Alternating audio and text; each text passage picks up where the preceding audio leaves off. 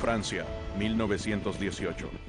Durante 4 años, los camarógrafos de todas partes del mundo arriesgaron sus vidas para filmar estas imágenes. A veces recreaban las escenas después para preservarlas en nuestra memoria. Mejoramos sus imágenes con color y sonido.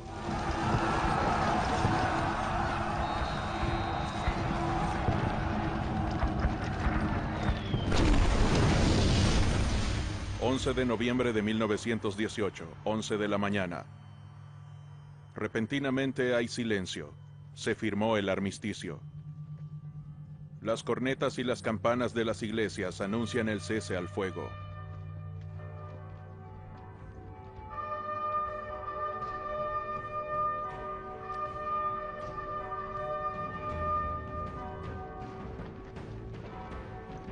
Momentos antes asesinan al soldado raso George Lawrence Price, un canadiense. Es el último de los soldados caídos en la guerra. Apocalipsis. La Primera Guerra Mundial. Desde 1914 hasta 1918, casi 80 millones de personas se vieron sumergidas en la guerra.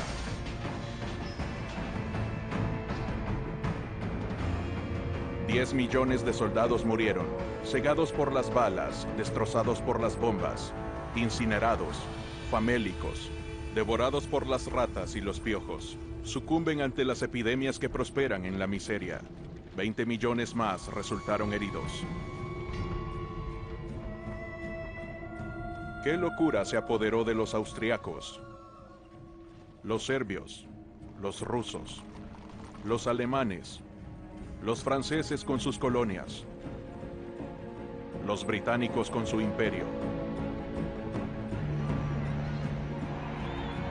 los italianos, los japoneses, los turcos y los estadounidenses? Los supervivientes pueden considerarse afortunados.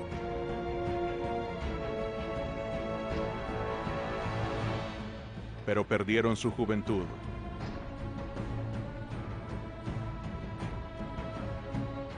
O su rostro, o su cordura. ¿Cómo se desató esta furia en el mundo? Episodio 1. La furia. En 1914, ¿quiénes son los hombres de este período tan despreocupados y sin embargo tan cerca de la guerra? Muchos de ellos son campesinos, apegados a sus tierras, sus tradiciones y sus religiones. Se sienten seguros. Pasó casi medio siglo desde el último gran conflicto europeo. Los adinerados disfrutan del verano hermoso de 1914.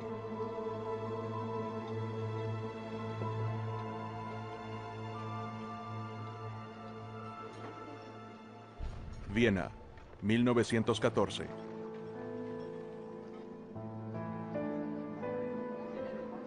El gran escritor Stefan Zweig recuerda la capital del Imperio Austrohúngaro. Los teatros, bibliotecas y museos nuevos surgían por todos lados. Había progreso por doquier. ¿Qué podría interrumpir este ascenso veloz, refrenar el impulso, que constantemente ganaba fuerzas con su propio vuelo? Reina un espíritu despreocupado y maravilloso en todo el mundo. Europa jamás fue más fuerte, más rica, más hermosa, ni tuvo mayor confianza en un futuro aún mejor.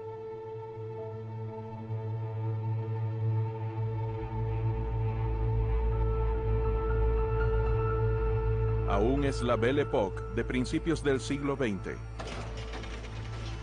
pero no para todos. Los obreros trabajaban el doble de horas que los actuales, pero ganaban solo la mitad.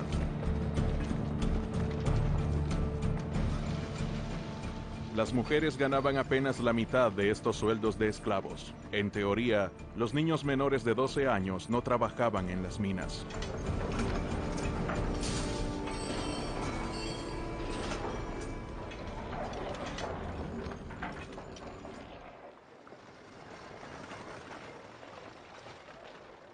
En Francia, Jean Jaurès es el gran líder de la clase obrera. Está preocupado. Sabe que entre la élite de Europa muchos capitanes de la industria hablan abiertamente de una guerra para terminar con el movimiento de las demandas obreras.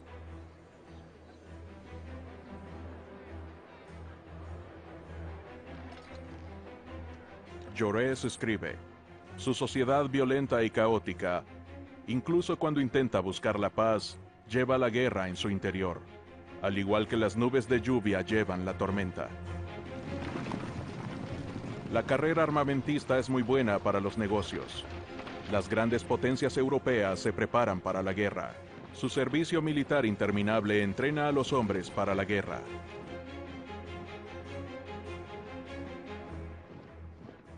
La guerra y la muerte se ciernen sobre el planeta. Durante siglos, los imperios rivales han dividido el mundo con sus espadas. Las conquistas británicas llegan tan lejos como Australia y Canadá. Las de Francia desde Indochina hasta África. Alemania también tiene colonias, pero quiere un trozo más grande del pastel.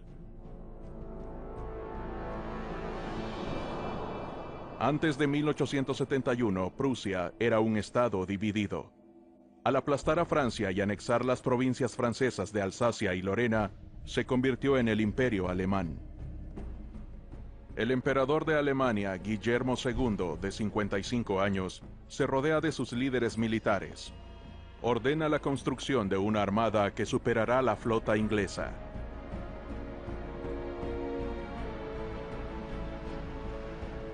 Quiere colocar a Alemania en una posición ventajosa.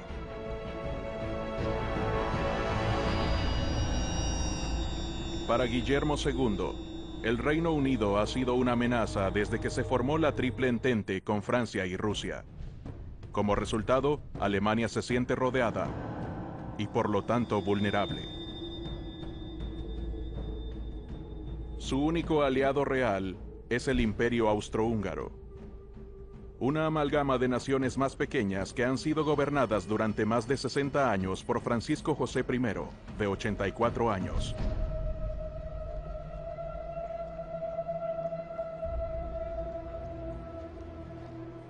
Su larga vida ha estado marcada por la tragedia, el suicidio de su hijo y el asesinato de su esposa.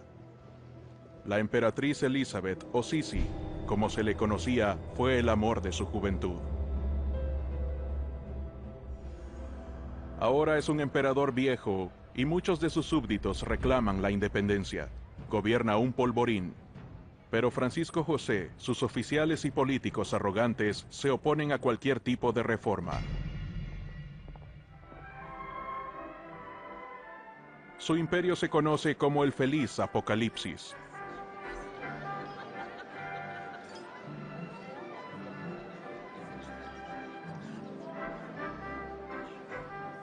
Los valses y las festividades continúan sin descanso, como en la boda de Sita, la princesa hermosa con Karl, el sobrino nieto del emperador.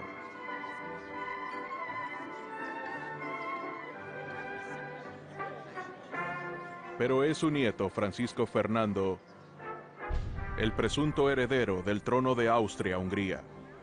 Francisco Fernando está casado con la condesa Sofía Chotek, quien es aristócrata, pero no de sangre real. Francisco José no lo aprueba. Tampoco aprueba las ideas reformistas de su heredero.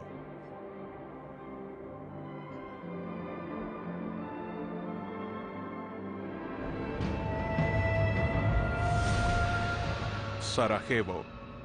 El nombre resuena como un grito a través de la historia. Es en Sarajevo que el destino del mundo cambia para siempre. En Bosnia, que Austria-Hungría anexó recientemente. Pero Serbia se opuso a esta acción. Quiere expandirse al unir los pueblos eslavos de los Balcanes. 28 de junio de 1914, Sarajevo.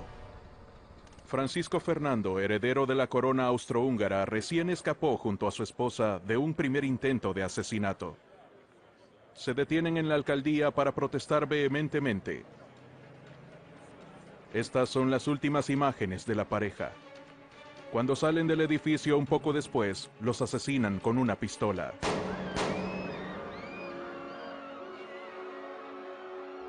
El asesino, Gavrilo Princip, es un bosnio nacionalista de 19 años. Fueron los serbios quienes le proveyeron la pistola.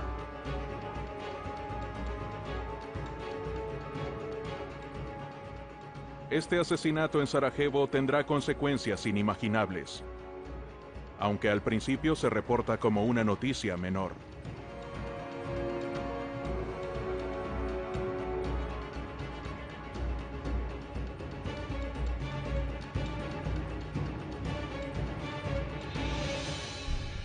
Mientras navega en el Támesis, la futura reina de las novelas de misterio, Agatha Christie, entonces de 24 años, comenta: cuando en la lejana Serbia asesinaron a un archiduque, pareció un incidente tan remoto.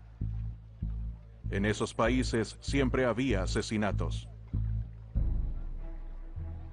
Los británicos prestaban poca atención al agujero negro de Europa, conocido como el polvorín de los Balcanes. 2 guerras balcánicas habían dejado 200.000 muertos.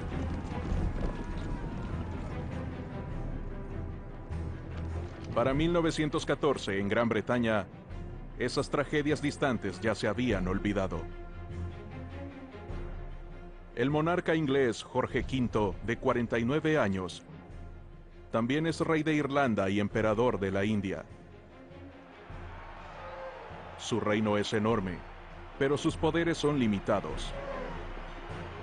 Su mayor preocupación es la lucha de Irlanda por su independencia. El 28 de junio de 1914 escribe: el asesinato en Sarajevo es otro suceso impactante para el viejo emperador de Austria. Jorge V no tiene idea de lo que está a punto de estallar, al igual que el presidente de Francia, quien llega a Londres en visita oficial para reafirmar el Entente Cordial, la nueva amistad que tras siglos de rivalidad mortal, ahora une a Gran Bretaña y Francia.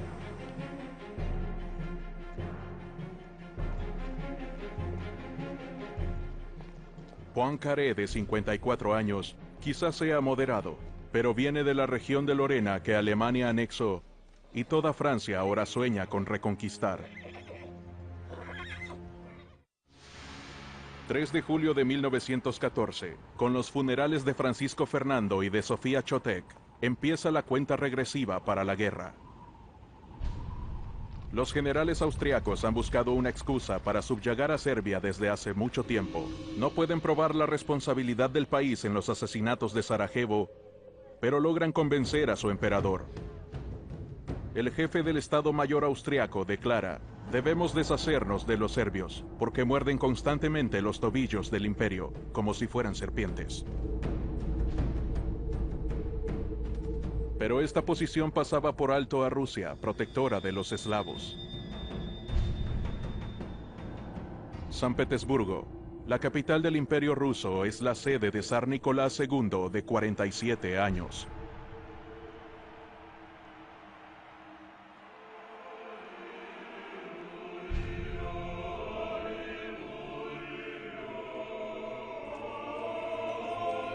Celebra el tricentenario de la dinastía rusa entre la pompa de la Iglesia Ortodoxa. A su lado se encuentran Tsarina Alexandra y su hijo Tsarevich Alexei. Y siguiéndolos de cerca, sus 4 hijas, las grandes duquesas Olga, Tatiana, María y Anastasia. En 1905, Rusia perdió una guerra contra Japón y experimentó su primera revolución.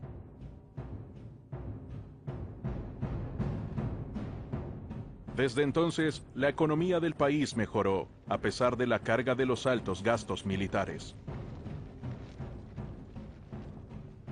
A principios de julio de 1914, entre las desgracias inminentes de Europa, el zar hace un recorrido del mar Báltico a bordo de su yate.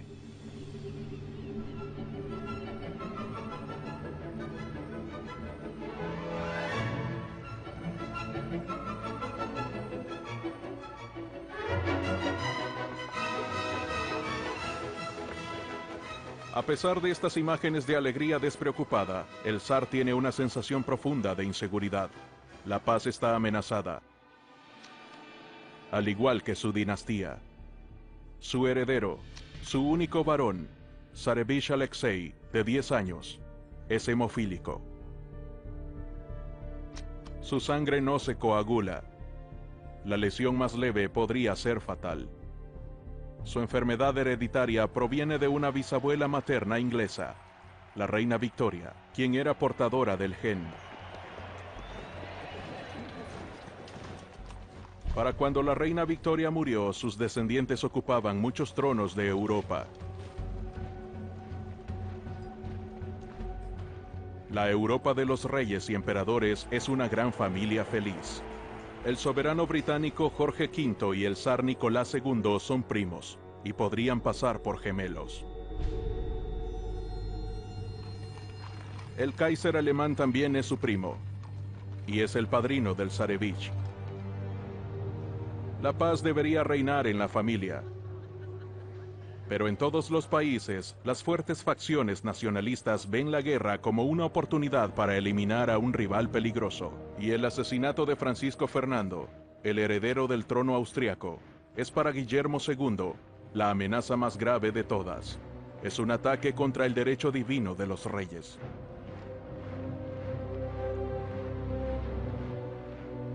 Guillermo II había casado con frecuencia con Francisco Fernando. El archiduque era parte de su mundo, y para el Kaiser, un hombre ingenuo e impulsivo. El asesinato era poco menos que un sacrilegio. Guillermo II, sus generales y el canciller alemán Theobald von Bethmann-Hollweg están de acuerdo. Alemania no debe titubear, sino que debe aprovechar la oportunidad del asesinato en Sarajevo para demostrar la voluntad de Alemania. Juntos deciden apoyar a su aliada, Austria, en su plan para invadir Serbia. La amenaza de la guerra no impide que Guillermo II zarpe el 6 de julio para un crucero veraniego en su yate, un Leviatán de 8.000 toneladas y casi 120 metros de eslora.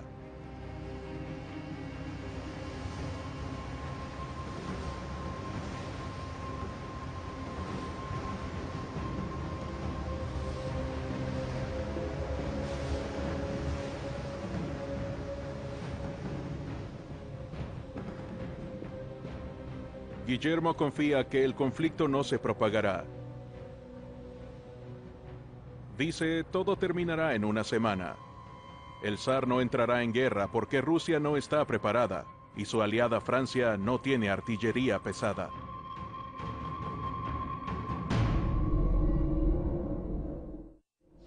...20 de julio de 1914... el presidente de Francia, Raymond Poincaré, llega a Rusia. Poincaré, un republicano secular, no tiene miramientos para apoyar a un monarca absoluto y a un hombre profundamente religioso como Nicolás II. La visita se planificó hace mucho tiempo. Con la crisis, el momento es perfecto. Poincaré quiere evaluar la solidez de la alianza y la preparación del ejército ruso.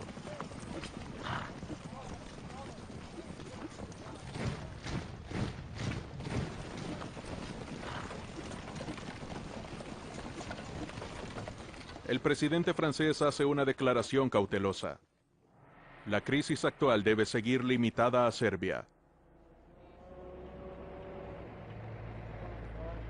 Pero mientras los líderes de Francia se preparan para regresar a París, el gobierno cancela todos los permisos para el personal militar y hace que todos los generales regresen de sus vacaciones. Los austriacos se preparan. 23 de julio de 1914. El gobierno de Viena envía un ultimátum a Belgrado, con una estipulación de que a su policía imperial debe permitírsele investigar en territorio serbio. Belgrado contesta, Serbia no es una provincia del Imperio Austrohúngaro.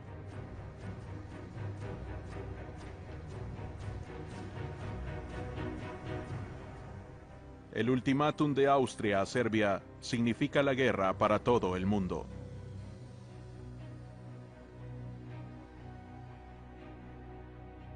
El presidente de los Estados Unidos, el demócrata Woodrow Wilson, de 58 años, es un intelectual y un pacifista. quiere preservar la neutralidad de los Estados Unidos. Dice, quiero mantener a los Estados Unidos fuera de una guerra europea. En Canadá, el temor de guerra es la noticia principal.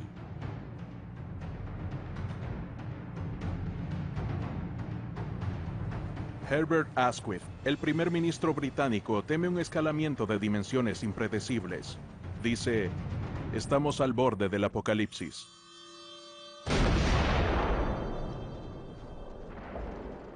Austria-Hungría le declara la guerra a Serbia.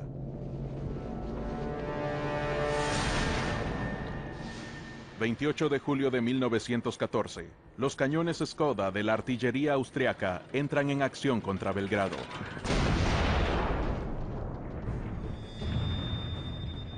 Y Rusia, dada su alianza con Serbia, envía tropas a la frontera austrohúngara.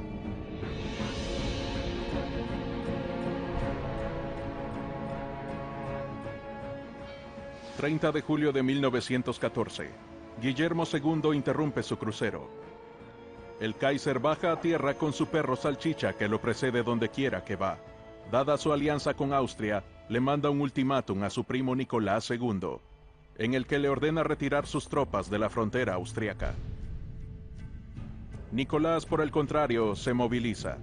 Le escribe a su primo y aliado Jorge V de Inglaterra. No sé lo que pueda pasar.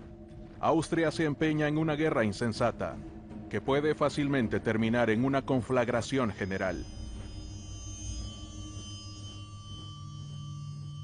Guillermo II, al no haber recibido una respuesta a su ultimátum, vacila. Habla sobre salvar la paz, pero a su alrededor los líderes militares y los industrialistas lo exhortan a declarar la guerra y culpan a Rusia por expandir el conflicto. 1 de agosto de 1914, Alemania se moviliza y le declara la guerra a Rusia. Los jóvenes reclutas alemanes examinan el contenido de sus equipos de infantería, que incluye los indispensables pares adicionales de calcetines.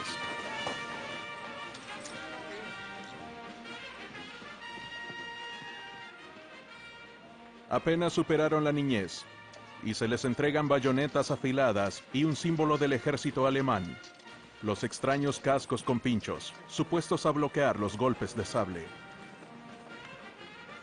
La mayoría ansía defender su patria amenazada. Tal como apunta el futuro escritor Ernst Junger, llegamos de las aulas y de los bancos de trabajo de las fábricas, y unas semanas breves de entrenamiento nos habían unido en un grupo grande y entusiasta.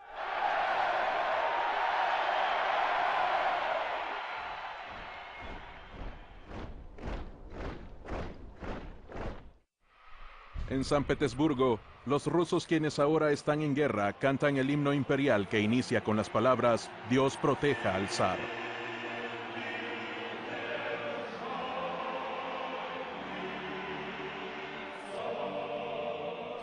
El embajador de Francia está presente y escribe: «El zar está abrumado por la emoción.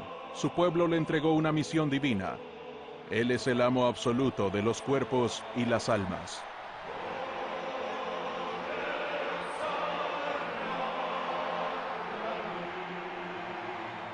Zarina aparece. Ella tiene ascendencia alemana y está preocupada. Su hermano sin duda luchará en las filas enemigas. 1 de agosto de 1914. Leal, el mercado de alimentos legendario, corazón de la capital francesa, amanece de luto. ¡Asesinaron a Jaurès! ¡Asesinaron a Jaurès! ¡Asesinaron a Jaurès! No lejos de ahí, un ultranacionalista simpatizante de la guerra recién asesinó a Jaurès. Jaurès, el vocero principal del pacifismo, intentó convencer a los obreros alemanes para que se rehusaran a luchar. Predijo: en una época en la que estamos amenazados por la muerte y la masacre, solo hay una esperanza para salvar la paz, y eso es que los proletarios cierren filas. Los obreros de Francia, Inglaterra, Alemania, Rusia, imploremos a estos millones de hombres para que se unan para disipar esta pesadilla espantosa.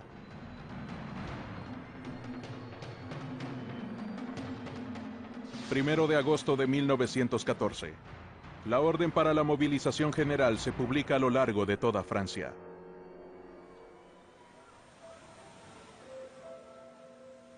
Louis Moffret, un estudiante de medicina que está de vacaciones en Bretaña, describe el momento. Es una hermosa tarde de finales de verano. Oigo la pequeña campana de la catedral tañer insistentemente. Todos nos detenemos. Entendimos. Las mujeres lloran. Los hombres estupefactos miran la aguja de la catedral, aturdidos y mudos. Es la guerra.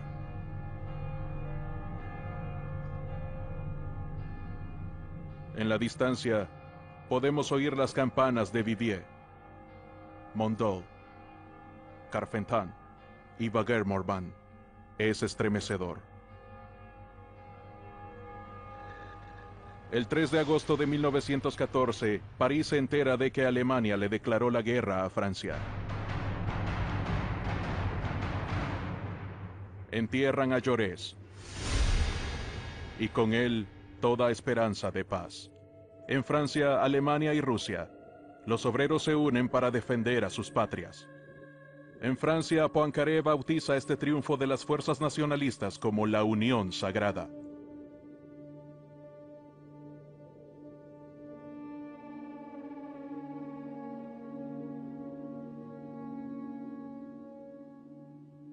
Tres millones de franceses se movilizan, al igual que 5 millones de rusos, 4 millones de alemanes y 2 millones de austriacos.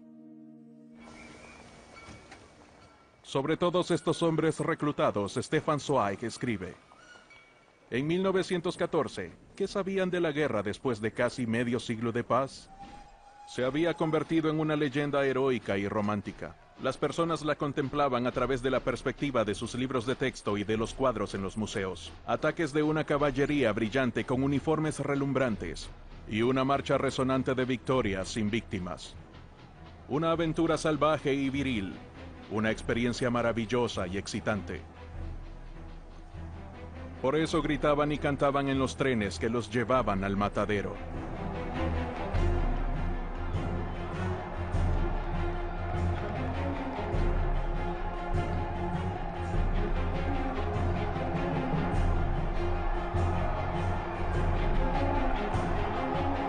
Si no están felices, prefieren no demostrarlo. En Toulouse, un joven granjero, Henri de Perier, escribe: toda señal de tristeza se desterró. Nos pavoneamos ante nuestros compatriotas.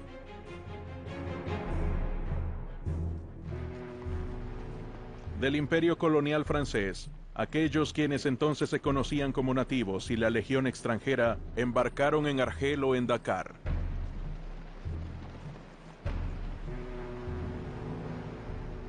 En barcos casi tan hacinados como los barcos esclavistas del pasado, resignados. Bailan ante las cámaras y navegan hacia un mundo desconocido.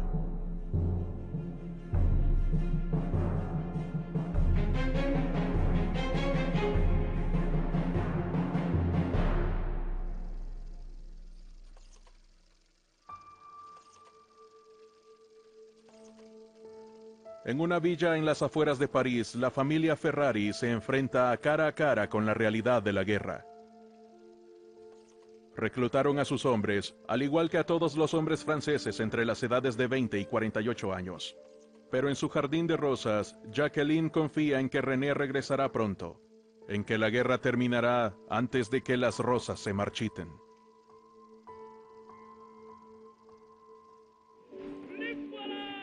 Estos granjeros, quienes salen a defender a su país, esperan regresar antes de que termine la cosecha. 3 de agosto de 1914. Los alemanes atacan. Esperan una victoria rápida y una guerra breve. Su plan, conocido como el Plan Schlieffen, en honor al general alemán que lo concibió, consiste en cruzar Luxemburgo y Bélgica antes de que los rusos ataquen desde el este y obliguen a los alemanes a luchar en dos frentes.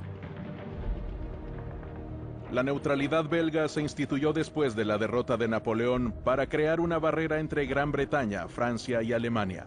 Su violación ahora provoca una reacción inmediata de Londres.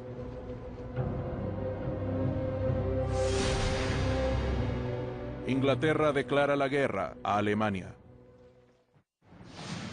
4 de agosto de 1914.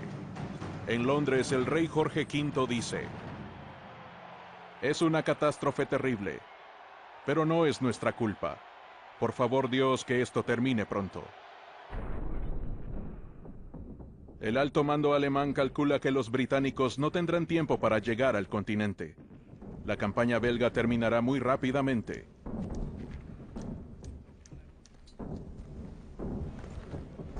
Pero los belgas se mantienen firmes. Alberto I, su rey valiente, dice a su pueblo: "Un país que se defiende a sí mismo no puede perecer". Los belgas tienen trenes blindados y defensas fuertes que protegen sus ciudades.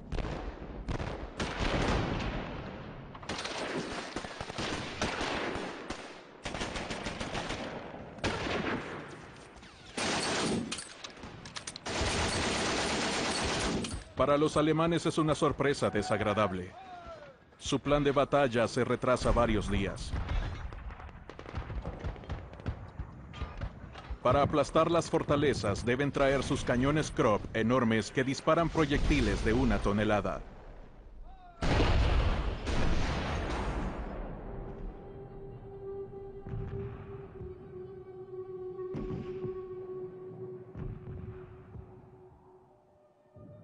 Los belgas comienzan a destruir sus vías férreas al hacer chocar sus propias locomotoras unas con otras.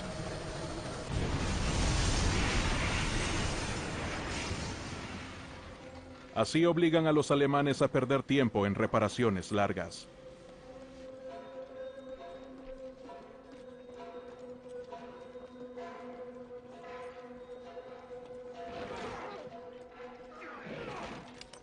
Mientras los alemanes se retrasan en Bélgica y los rusos preparan su ofensiva, los austrohúngaros, quienes esperaban castigar a los serbios en una semana, se ven parados en seco. Los serbios prueban ser combatientes temibles.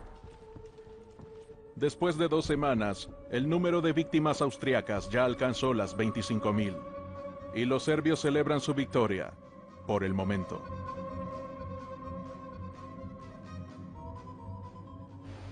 Todo esto le da al Imperio Británico tiempo para movilizarse. La armada más grande del mundo entra en acción. Al mando está un joven ministro del gabinete, Winston Churchill. Gran Bretaña no tiene un servicio militar obligatorio y necesita voluntarios. Este afiche del mariscal de campo Kitchener, el héroe de Khartoum, proclama: "Tu país te necesita". Es un grito repetido por los oficiales de reclutamiento del país.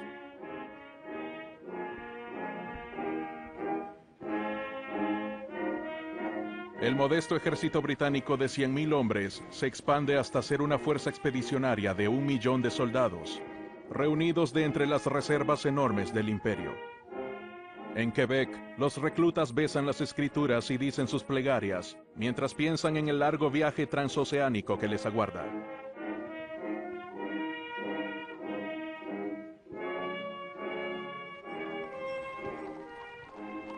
Estas partidas se convertirán en la inspiración de la novela desgarradora Caballo de Guerra, de Michael Morpurgo, que relata la odisea de Joy, el caballo de granja en los campos de batalla.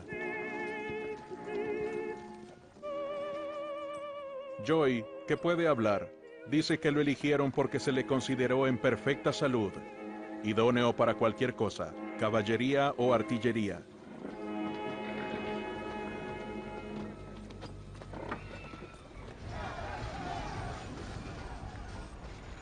$10 millones de caballos de lugares tan lejanos como Australia y Nueva Zelanda servirán en las fuerzas imperiales británicas, donde sufrirán y morirán al igual que las tropas. Sin sospechar jamás lo que les espera,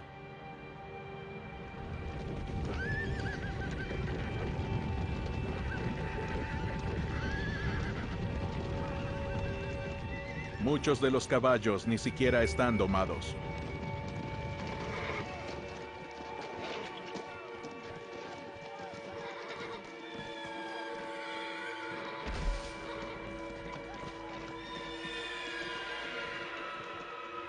Joy, el caballo de guerra, declara con confianza. Los soldados están llenos de optimismo, como si se embarcaran en un gran día de campo militar.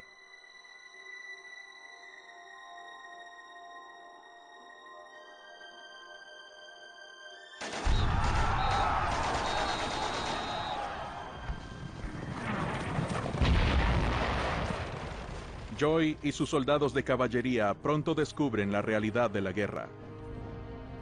Las primeras víctimas. Los primeros prisioneros alemanes. Y los belgas, valientes hasta el fin.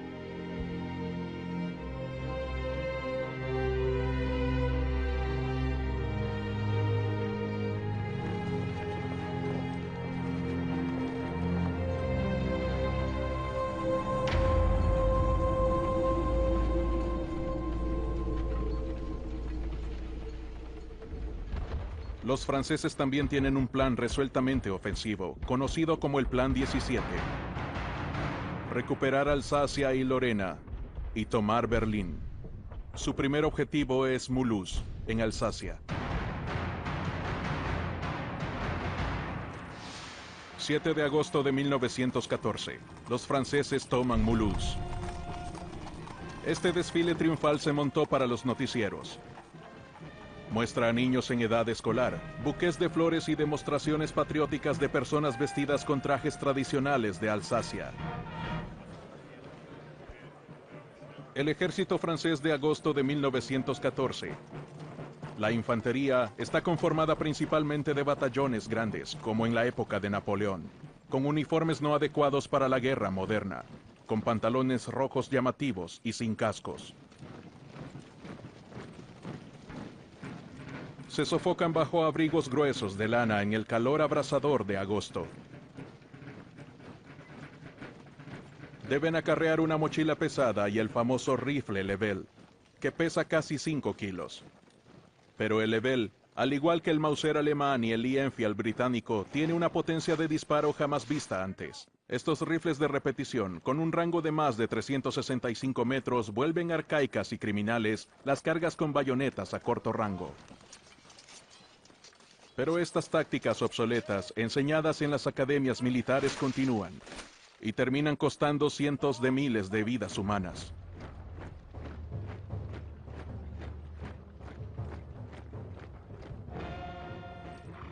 Tres días después de la filmación de estas escenas, las tropas francesas son sacadas de Mulhouse con una contraofensiva. Los alemanes después disparan sus ametralladoras en contra de los habitantes, a quienes acusan de cometer actos hostiles en contra de las tropas del Kaiser. En Bélgica, los alemanes lanzan su estrategia de represalias.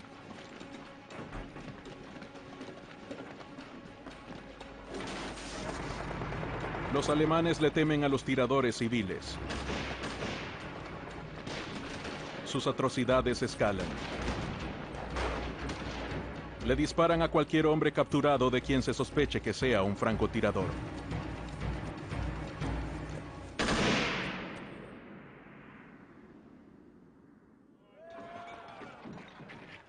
Al igual que con los soldados en todas partes, el alcohol disminuye el horror y ayuda a propagar los relatos fantásticos, incluso la del soldado de infantería alemana acuchillado por un sacerdote belga.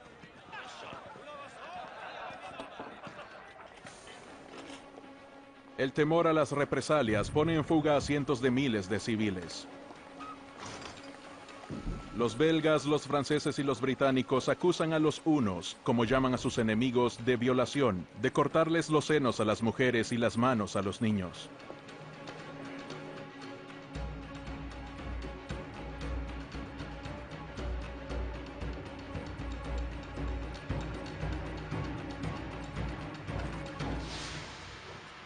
...20 de agosto de 1914... el general von Moltke captura Bruselas. Explica: nuestro avance en Bélgica ciertamente es brutal, pero luchamos por nuestras vidas, y todos quienes se interponen en nuestro camino deben sufrir las consecuencias.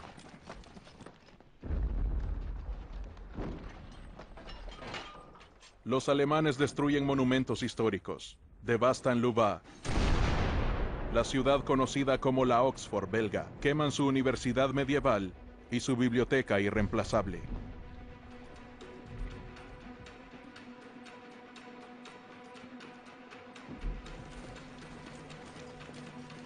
Después de apenas 3 semanas de guerra, todos los adversarios están en las garras de un odio indescriptible. En Bélgica, un soldado de caballería francés escribe: entro a una casa, subo las escaleras y encuentro a un cerdo alemán quien defeca en una gaveta llena de encajes delicados. Le disparo y muere en su propia inmundicia. Saquearon todo. Los instintos más bajos se despertaron en estos alemanes, estos amantes de la música.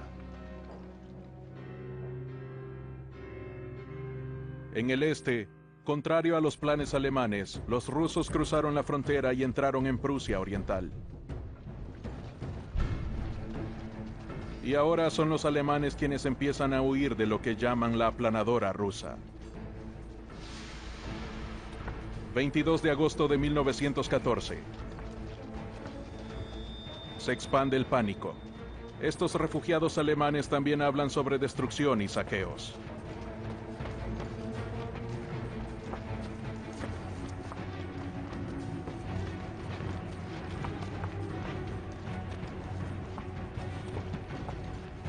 Las personas tienen miedo. Reina la incertidumbre.